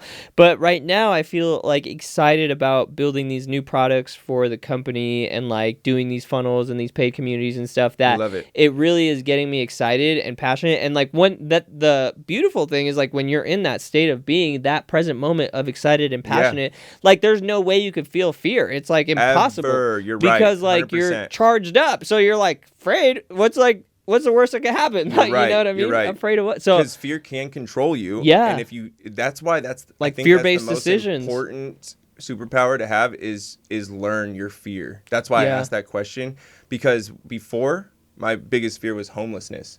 That was my biggest fear. Because I always kind of straddled that line. Yeah. You know what I mean? And now that I went through it, when I left that twins house, and I was like scared, but I was like, oh wait, I'm Airbnb hopping. Even though it cost me $7,000 for 4 weeks to Airbnb hop. Yeah, you did it. I did it, and I survived it. I'm like, now I'm not scared of that. What am I talking about? That was service level fear. Do it. Yeah. You know what I mean? Yeah. So now, then I really thought about it, because when someone asked me that question, I was like, I gotta sit and think, because I'm not even afraid of death right now, because it happened 42 times. You know what I mean? Yeah. So I've low key already experienced that too. So now I'm like, I really sat there and thought, like, what am I afraid of? And that's the only thing I could come up with was fear of just going back to that life, being around the wrong people. Yeah. Accidentally, because it can happen. You can accidentally slip into the wrong type of people. Bounce. You could just leave. You could always just open the door and walk away. So and like for instance, like me and you are the type of person that we can walk into any negative building and be the light in that building, right? Yeah, so yeah. I love that superpower that I have because we I are feel like it's a similar part in of that. my purpose on earth is to be, because I look evil, so I can fit in, right? Yeah. Until I start speaking and people are like, whoa, wait, what is going on? He doesn't speak like us. Yeah. Like, You this is letting the light weird, in. right? And Yeah. So I love that, and I actually feel like this is a purpose of my life too, because it's funny when people always say you look so handsome before the tattoos and stuff, but when I feel like if I would have not done what I did, which I absolutely love the way I look, but for other people, 99% of people hate this. But as soon as they speak to me, they are no longer judging me. They see my soul when they talk to me, right? So if I would have not done this, I would have probably always had an ego. You know what I mean? Because I just wouldn't have woken up. I wouldn't have. Yeah. Probably. I don't know for sure, but I feel like this is the ultimate way to optimize my spirituality. That's. You know what I mean? Wow. Yeah. So That's deep. This was a very, very good conversation. We definitely have to do this again, man. Because I feel like, I do feel like I feel like I'm attractive. I even like said in one of our like the sales things I built, I was like, to get clients and start in business, like when I was in the dating scene, I just thought every girl wanted me, like, right? Because I'm fucking handsome, I'm that's dope, okay and like too. You know what I mean. There's a difference between confidence and ego. Obviously, you know this. Yeah. So like my ego was this is how you can tell the difference. My ego, was not confidence back in the day because as soon as I got the girl, I would treat them like absolute nothing. Yeah. You know what I mean? I didn't care about their feelings. Didn't feel empathy. Sometimes there'd be here and there, but now if I were to meet a girl, even just as a friend, I'm the most empathetic, almost like we're in a relationship, but just because I care. I know to love to survive. That's the way to survive. That is. Well, and you have a superpower too that like and you had this power even before you were self-aware. You are really good at picking up like energies, like cuz I remember when we used to film and like even just like the slightest like me thinking like having a mood shift or like being annoyed with the request or something, I don't even have the time to like process it cuz I'm just like reacting to like something, right? And you'd be like, "Are you okay? Like what, how do you feel?" Or like whatever, like you've always done that. So like being aware of that superpower and understanding it is probably making you even more powerful. I think that's what it is. And see the unawareness that even though I knew, that's called the devil's advocate. Whenever you can try to make everyone in the room comfortable, even though it's almost impossible. But like for instance, like if there's like three other people in here, but I feel like you being uncomfortable in him, so I'll say something instantly to make it neutral. Because it's so uncomfortable for me to feel any energy, like someone have animosity or someone sad, but I wanted to just get right back to the base level almost every time. And sometimes that's even entertaining for people to watch. You know what I mean? So that's why it's good. But now that I'm aware of it, I can even go deeper into that, even when I'm by myself and think about that and be like, oh, I understand why this happened. I see why this happened. And that's why I feel like it's important. That's why I'm stimulated by all these kind of conversations. Yeah. And it's to finally it's hard to find people like you to talk to about this, because a lot of people look at me and they're like, you're still on drugs, huh? Or like, you know what I mean? Like a lot of people still think, my mom is one of them. She'll look at me and be like, Quest, are you okay? And I'm like, Mommy, come on. I'm trying to have a serious conversation, higher version of a conversation. Dude, but there are people, like, you know, it's crazy. It's like average population thinks you're crazy. And then when you start getting into the room with like people who are like really, really successful, like not just like millionaires, but like 100 millionaires and stuff like that, they understand the universe. Like you don't sound it's crazy wild, to them. Yeah, it's like, but there's a gap. I think you still, even to make like a single million, like all the guys to have who some type of awareness like that. Yeah. So I mean, not all of them. I said this. I said this 50-50. To, I forget who I said it to, but I said this in general. So any good scientist will find that God is real. Any real scientist will understand that God is the universe. The universe is source. Source is consciousness. Yeah. And so any good scientist will understand that God is real. Maybe that not that word. I think in their own way, yeah. Yes. So in their own way. So they will, but then they'll, if it's a good enough scientist to believe that, to have enough empathy towards like religion, they'll be like, they'll understand like what their words, it's like metaphorically in there. Some of it's even true. So what I believe is like Jesus was 100% right. Yeah. He was God. But so are you. Everyone is that. And see, when Jesus said that to people, they crucified him. Yeah. But he even said, like, I don't know the exact scripture, but he's like, as you are, like, you are God too. Like, it's not just Everyone like, is God. I'm God and you're not God. It's like, we're all God. Like, and see, for if real. I were to say that to like a Christian person, they would want to crucify me. Yeah. Like, so like it's so relevant right it's now so too. Random, yeah, like that. It's just because it goes against their beliefs Yes. and it challenges like the fabrics of their reality, Yeah. and they're defensive of it. That's the only thing it is. And they actually have a full book that they study, and that's all they know. Well, and that book You know what I is mean? there's a lot of really deep wisdom in it, Yeah. but it's like you have to interpret it and apply it into like your own life in order for it to like be like relevant. Otherwise, it's not. And you think deeper into this. Don't just see the word and memorize it. You Yeah, have to yeah. like put it. Yeah, you like you said, put it into your life, make it relevant in your life, or just try to be empathetic, like become that character. Yeah. And literally feel what it was like he was feeling or she was feeling. And I have my own Bible, but that's what I do when I read it. I'm just kind of I think of it as if I was going through it. And the final thing that I've thought of was Jesus was real, 100%. He understood that he was God, what we and you understand. And because he said that, they killed him. Yeah. So like, and it's still relevant today, because if we were to say that, people would shun us, or maybe not kill us because it's illegal, but no, like, but that's true. That's so okay.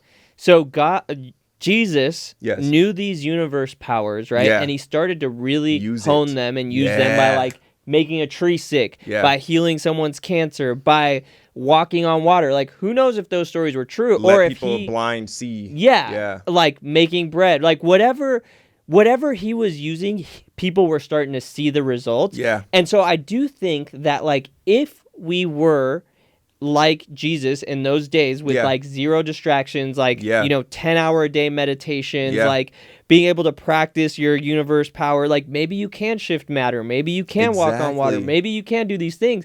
And so because that information is, I don't know if you're familiar with the occult, like the word. So the occult, right? So Christian people think the occult is like devil worshiping and like weird magic, black magic.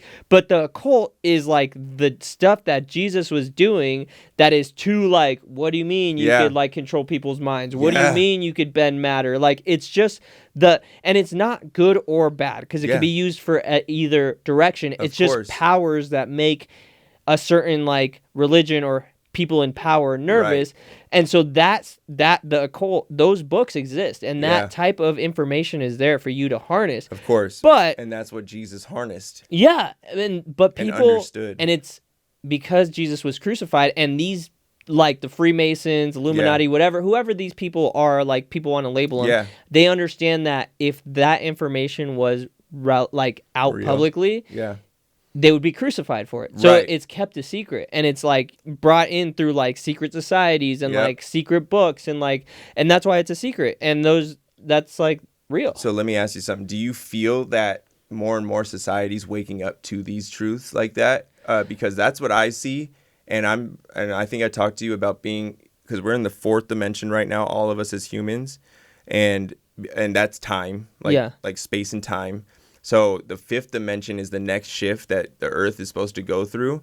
And there'll be a lot of people that don't make it to that, but it's not like they die. It's more like the people in the fifth dimension will just be able to create what they want instantly.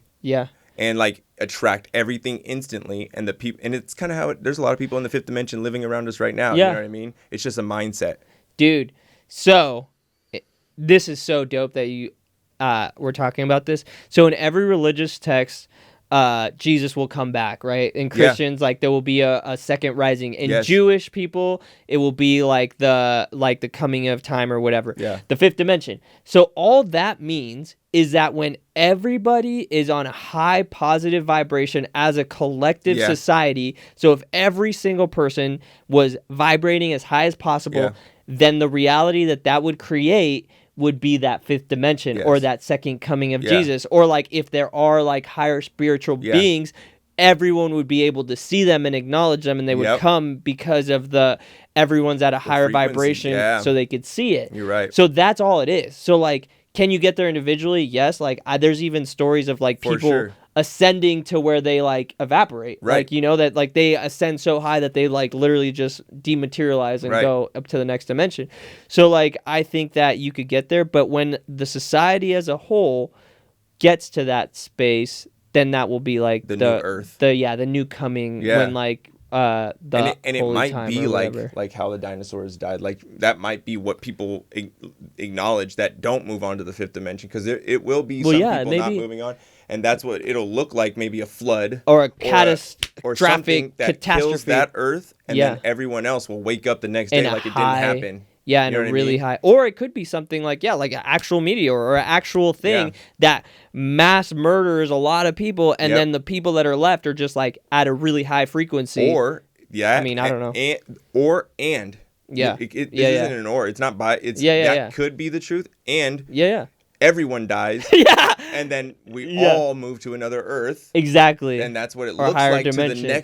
to the humans that like take that Earth, the million years that go by, and then a new Adam Yeah. and Eve are born. You know what I Yeah, mean? or And then just they get cellular. can see what's happening on that Earth. But I believe that the universe is so infinite that those people that are dying Yeah. are moving to a whole separate Earth. Yeah. You know what I mean? I know Or this just is woo-woo different. to people that living out there, but Yeah. I like I said, I've died. Yeah, before. and any of those are Real deaths. potentialities. And every time I've died and learned my lesson, things attracted almost instantly. Almost crazy. instantly. And you have to look for it sometimes, and you have to believe it. Right. But when it happens, it takes the awe. It's like, oh. It's like, what? And that's when you start believing it. And some people will call it mental illness. Some people will call it, like, a lot of people Whatever. look at us, and I struggled with that for a very long time. But nowadays, Well, dude. I really, truly don't care about other people's opinions. And I think that that's why 99% of my comments on TikTok and stuff are just people talking shit about my looks, for me to get this superpower of not caring about people's other opinions. You know what I mean? Because I literally have that's- zero care that's- about other people's opinions about me, especially when it's about my looks. You know what Dude, I I mean? know. I like got a video to go mini viral on YouTube, and then it was like comments like, "This guy's stupid. What does this Right. guy know? This guy's an idiot. What are you smoking?" Right. Like just I'm like, holy crap, that's so Right. crazy. And now you know I That's deal so with that crazy. every day. That's crazy, So dude. and there'll even be comments people saying like, "Oh, you should have died when you had cancer," blah blah blah. And I'm just like, damn.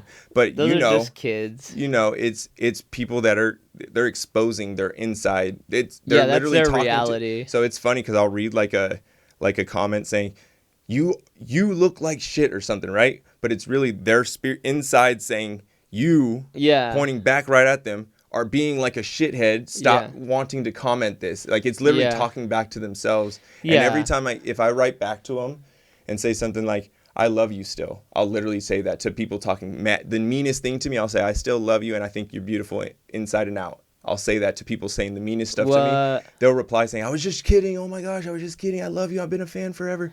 And it's almost 80 to 90% every time I replied something nice like that. It's like, first of all, it gets ratioed with likes. Like my likes would just go crazy on that comment because people do not expect me to be that empathetic towards people that are mean to me. Second of all, 90% of the time that person says they're joking, or they DM me and say, "I'm so sorry. I didn't know that was your soul. Like you look evil." Like, you know what I mean? So that's my purpose. I like being that human being that looks crazy to people on the outside, but as soon as they see my soul and even a glimpse of my soul, they're like, "Whoa." Dude, okay, I got a question for you. Let's say you unlock the superpower of unlimited money. What are you doing to impact humanity, or just like with your time? I think about that a lot. Because I really genuinely feel like I could unlock it for you. Right. But I think about that a lot. I think the universe is... That's something I do sometimes struggle with, but it's something. So for instance, me moving into my new apartment, I want the power to be able to just be like, "Hey, I moved in here with Steven and David." I could be like, because Steven instantly started talking about like, "Hey, I got 2 jobs now. I got to make more money and stuff," right? So I would love to just be able to instantly, as soon as someone say that, just hand it over, give them money, and especially the people that are around me, boost them up to their highest selves. You know what I mean? Help them get on their spiritual journey as much as possible. Plus, obviously, like, there's so many like opportunities in just me going through my life, going through the drive-through, anything, just being able to put a smile on people's faces by, even if it's just some money, if it's just food, whatever it is. That's what it might be. Even sound selfish for me because it makes me feel good to help someone like that. You know what I mean? So Dude, that would be that my would be sick to do overall those thing. like videos of you just giving away like $10,000 or That's whatever. that is literally my goal, because that I thought about it for a long time, because I was like, as soon as I am able to do that, which even though I feel like I'm doing it right now, because Yeah, yeah. like even just with my words, I feel like Yeah, I'm yeah. helping people, you know what I mean? Yeah, yeah. Or but as soon as I'm able to give them something like instantly and change their entire life, not just with words, but with other stuff, and like that is going to be my thing Dude, that's of gonna be so sick. fulfillment, you Yeah, know? I totally see that. Like, I totally see you blowing up with that. Like, just like actually like changing people's lives like Yeah. really crazy and becoming like a really more powerful and like I think I think yeah, I know you personally. Yeah. So I that those are your superpowers.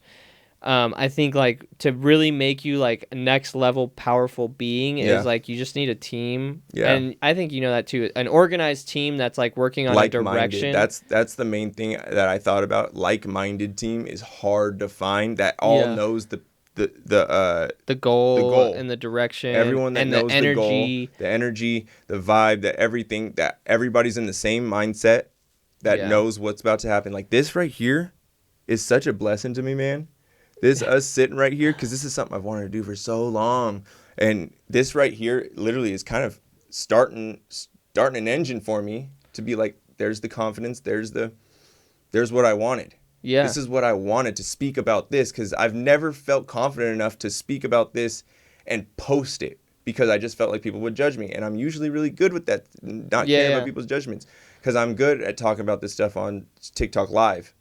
But as soon as it's a full video, that's when I'm like, people are going to talk shit, because people talk shit about me all the time. Yeah. But this right here is a huge dimensional shift. Let's freaking reality go. shift, that as soon as I get some clips, I'm posting it with no fear. Let's go. You know what I mean? Yeah, I'll make sure you get a bunch of clips.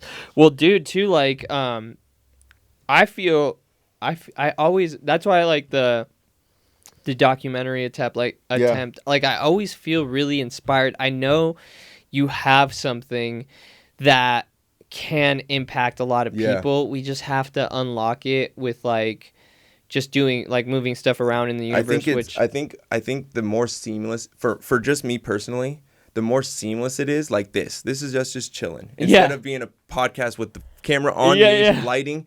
This right here, it could be just a part of the what we were trying to make. You know what I mean? Like a community. This could the like the funnel? documentary. Oh yeah. This right here, I think, is a better format for the documentary than what we did, because I'm just more chill. I was scatterbrained because I was more nervous, and it was you were pulling me out of bed basically at like 3 p.m. But like right here, just doing stuff that's seamless like this is what motivates me to like just keep surfing. You know what I mean? Just keep surfing, because it makes me happy. Yeah. You are a sign for me, because you've been in my life for a long time, and we love talking about the same things, and you understand me, bro. I don't think you understand. You might understand, but bro, it's so nice to be able to talk to someone about this stuff that don't think I'm crazy. You know, you don't what I mean? have anybody else that like this makes sense to, like, on a level. My sister sometimes, and then my other roommate David. And first time ever, like 3 days ago, my mom kind of talked to me, but very like if this was the surface, we got to like right here. But other than that, it was like, because the thing that got through to my mom was like, Mommy, you're actually a very good blueprint for me, that you built a slice of heaven on this earth, living up there. And that's what got through to her when I said that. So fine, because it was hard to get through to my mom. But when I said that, she literally was like, oh, wow. You know what I mean? Yeah. So we kind of opened up, but that's another thing. I'm glad I learned that, because now I can learn how to talk to others, to open up their mind to this kind of stuff. Dude, it's a superpower. Sometimes you can't force it neither, because they might not even be, their purpose might be to be a monkey Just- brain for yeah, the rest yeah. of their life. You know what I mean? Yeah, So you living can't out force like it. because they're like living out a karma that's created in other Yeah. people's lives, and like that whole ecosystem of like Right. So the when there's- manja. Yeah. Like, So when there's exists. people that don't understand it, maybe they're just meant to not understand it Yeah. for the rest of this life at least. You know what I Yeah. mean? So That's dude, true. This is a great conversation. I'm This so was like happy, one of bro. the best podcast episodes. I'm so happy, man. The Jason Jowo, then this one. I'm about Yeah. to just like Is it gonna chop be on 'em up. YouTube? Yeah, I'm about Good. to literally just. I'm gonna probably just like post it like tomorrow or Cool. something. So I want you to come on my podcast Let's go. too. So When? guys, it's on YouTube, QuestG TV. QuestG's TV. I already have a podcast up there from like 2017 when I lived in Cali. It's a good one. You should watch it. And I look totally different. But he's gonna be our first guest Let's on go. this new podcast at my house actually. So yeah, look out for that. Follow me Let's on go. QuestG TV QuestG TV on YouTube, TikTok, and my Instagram is QuestG. But yeah, if you guys like what we're talking about, make sure you subscribe, you hit that bell, and you like this video and comment and share it out to everybody. I'm Share that telling thing you out. that it's hard to find a community that really likes to talk about this kind of stuff in depth like this, but when you do, it is the number one community to be a part of. I'm telling you right now, so Let's be a go. part of it, y'all. Yeah, bro. Well, we're launching a new community for QuestG. Yeah, and it'll be 100%. Exactly about that. That's and why I'm you're gonna excited. need to follow my other stuff. 100%. So that way you get Into notified that. with that stuff. There know you what I go, mean? dude. Anyways, Quest, yeah, this was fucking awesome. That was fun. I think that also, yeah, like we have a way deeper relationship. Maybe people don't know, but we've been known in each other for a contact. long time, And we've stayed even in when the- we were monkeys, Yeah, we were monkeys just monkey together. and then we both woke up on our separate journeys, but we came back together. Yeah, we've always had a really good connection. So yeah, Yeah. so I'm stoked that we could, share this And time. we're gonna do this again. And we're gonna do it over and over again. And we're gonna probably, dude, I'll have you bring you on to like part of my community, because the community we're building is like a social media thing for business it. owners. So like That's I'll good have for me you too. talk about Love it. like how you went viral and Yeah. stuff like that. So I don't know. We'll do this again about that All solely. Oh yeah, Because we're I could going get into a whole nother part side of my that. brain, Yeah. and just go in depth with With how the I go social media. viral, my secrets. What do we call it? We call it I don't know. cracking the codes. Cracking the codes. That's it. Let's But yeah, freaking go. thank you, bro. This was nice. How long was this? Like an hour and a half, 2 hours almost. Nice, So we're dude. That's a solid 5, combo. 10, 15. We're 15 minutes away from 2 hours. This felt like a healing. This was healing. Let's go. I love that, bro. Let's cut that Let's out. cut it. Dude, that was